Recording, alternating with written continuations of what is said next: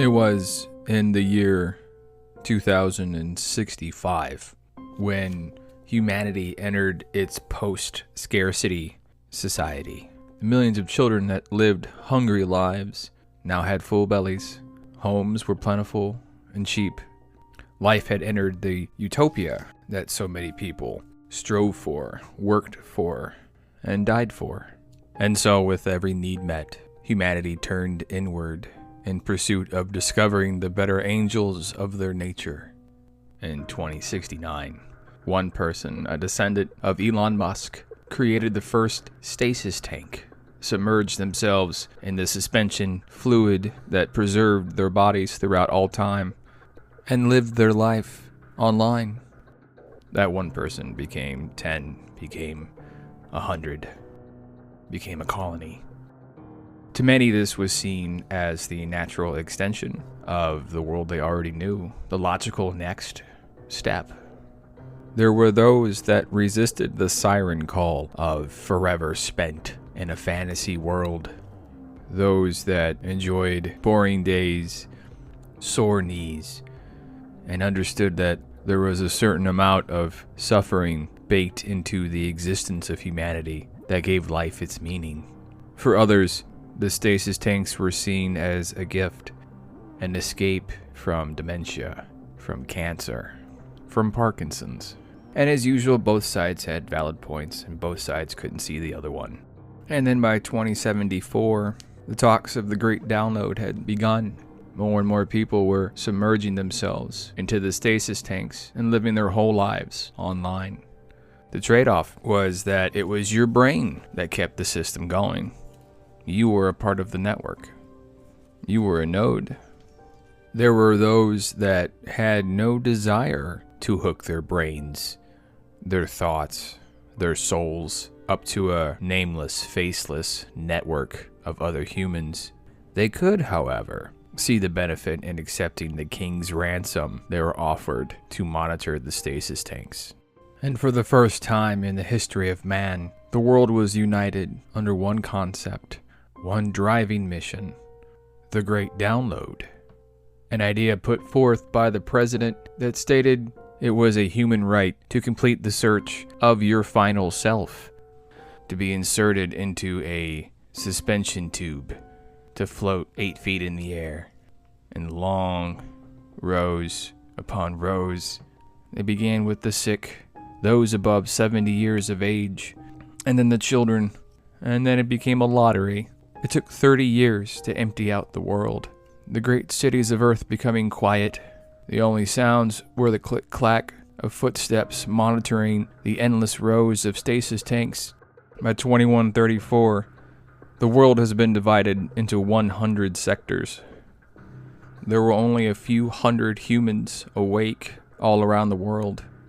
As they spend forever in cloned bodies, the final residents of Earth live each day much like the last, making their rounds as a lonely pair of clicking shoes fill the empty echoes of stasis chambers, the clicks being the only clacks that ever return back. The world growing quieter and quieter and colder.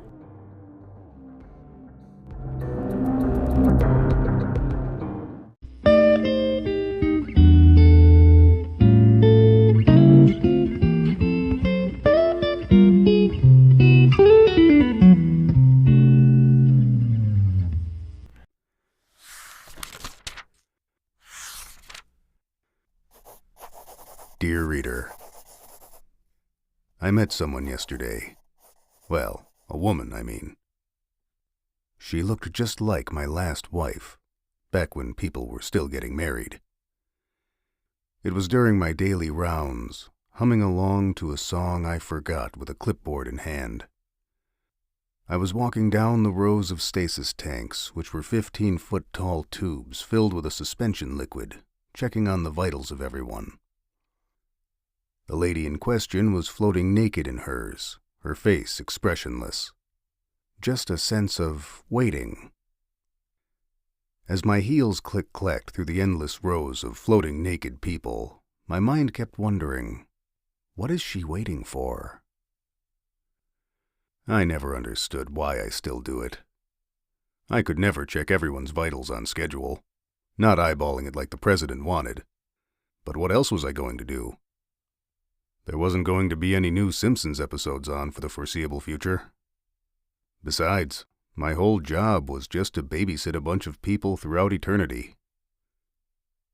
It was the biggest selling point for his program, to have human eyes to keep people safe for the great download. I don't think they even have a concept of America and the world net anymore, let alone a president. That's all gone to them. All they have is the infinite conceptual design space of the net. I think so, anyway. I've never been in there. They gave me the option of downloading or staying in the real world as a network custodian, or janitor, as we call ourselves. I thought about it. Really, I did. In the end, I didn't want to give up the real world. The videos from the net test site seemed so real, but weren't. It was all a lie, and I knew I could never make myself believe the lie enough to be happy there. So I chose the normal life, if this is what we used to call normal back in the day.